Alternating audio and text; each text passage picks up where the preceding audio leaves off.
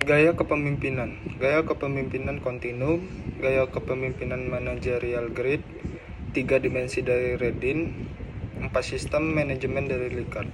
Gaya kepemimpinan kontinum. Gaya kepemimpinan kontinum dipelopori oleh Robert Tannenbaum dari Warren Schmidt. Kedua ahli menggambarkan gagasannya bahwa ada dua bidang pengaruh yang ekstrim, yaitu bidang pengaruh pemimpinan dan bidang pengaruh bawahan. Gaya kepemimpinan manajerial grid. Seorang pemimpin tidak dapat hanya memikirkan pencapaian tugas saja, tapi memperhitungkan faktor hubungan dengan bawahannya. Menurut Black dan Mouton ini, kepemimpinan dapat dikelompokkan menjadi 4 kecenderungan yang ekstrim. 1. Kecenderungan yang terletak di tengah-tengah keempat gaya ekstrim tersebut. Improved leadership sama dengan dalam kepemimpinan ini, si pemimpin selalu menghindar dari segala bentuk tanggung jawab dan perhatian terhadap bawahannya. Team leadership. Pimpinan menaruh perhatian besar terhadap hasil maupun hubungan kerja, sehingga mendorong bawahan untuk berpikir dan bekerja. Country club leadership.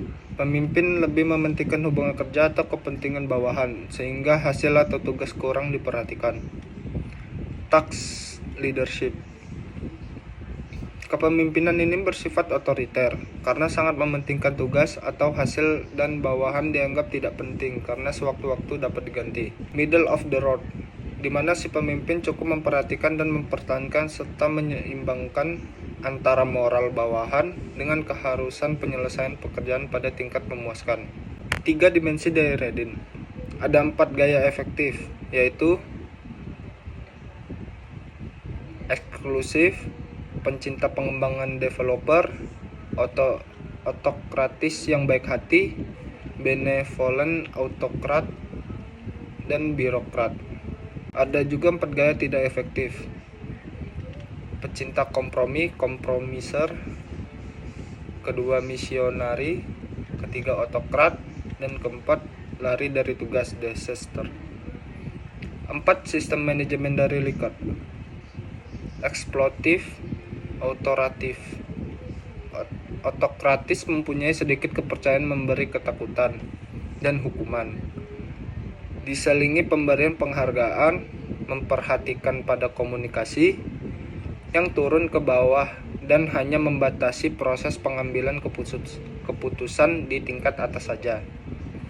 Benevolent autoratif mempunyai kepercayaan yang berselubung, percaya pada bawahan, memotivasi dengan hadiah, dan ketakutan berikut hukuman.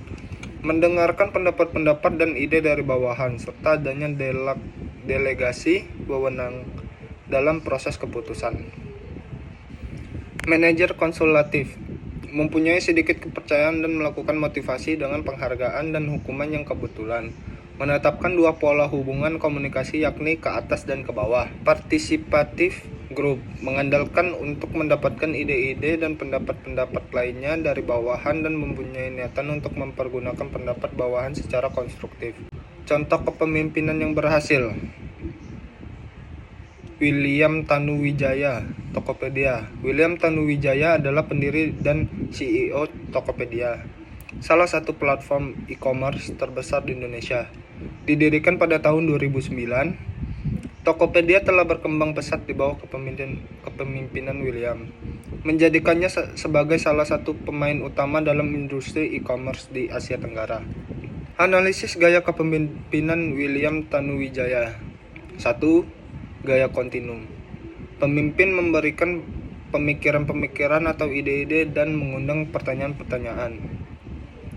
2. Gaya kepemimpinan manajerial grid, di mana si pemimpin cukup memperhatikan dan mempertahankan serta menyeimbangkan antara moral bawahan dengan keharusan penyelesaian pekerjaan pada tingkat memuaskan. 3. 3 dimensi dari Redin. Pecinta pengembangan developer. 4 sistem manajemen dari Likert, mengandalkan untuk mendapatkan ide-ide pendapat-pendapat lainnya dari bawahan dan mempunyai niatan untuk mempergunakan pendapat bawahan secara konstruktif. Kesimpulan, Masing-masing dari mereka membawa keunikan dan keahlian khusus, serta membuktikan bahwa visi yang berani dan eksekusi yang cermat dapat mengubah tantangan menjadi peluang. Keberhasilan mereka tidak hanya mempengaruhi pertumbuhan perusahaan mereka sendiri, tetapi juga memberi inspirasi kepada generasi baru pengusaha untuk mengejar impian mereka dan berinovasi dengan cara yang sama. Dengan mengembangkan semangat kewirausahaan, teknologi canggih, dan strategi bisnis yang cerdas, para CEO ini terus mendorong batas-batas dan membentuk masa depan bisnis di Indonesia. Menjadikannya sebagai contoh nyata dari kekuatan kepemimpinan muda dalam mengatasi tantangan dan menciptakan perubahan positif di tingkat global.